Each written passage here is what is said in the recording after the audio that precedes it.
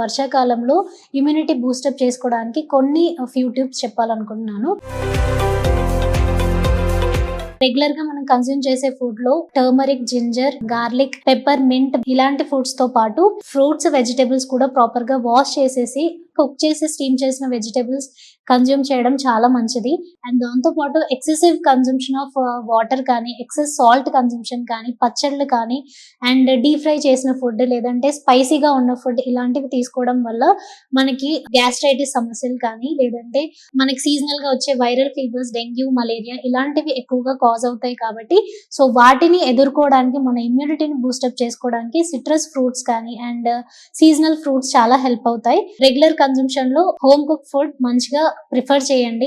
బయట food and road side ఉన్న food unhygienic ఉంటాయి కాబట్టి అలాంటివి అవాయిడ్ చేయండి.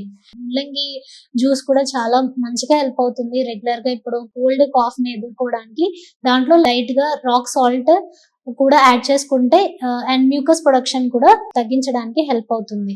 దాంతో పాటు వెల్లుల్లి, ప్రతి కూర ఆర్ పప్పు మీరు ఏం చేసుకుంటారో అందులో వెల్లుల్లి యాడ్ చేసుకోండి. సో దట్ డైజెస్టివ్ ఇష్యూస్ ఏమైనా ఉన్నా, బ్యాక్టీరియల్ ఇన్ఫెక్షన్స్ ఏమైనా ఉన్నా, వైరల్ ఫీవర్స్ ని కొంతవరకు తగ్గించడానికి హెల్ప్ అవుతుంది.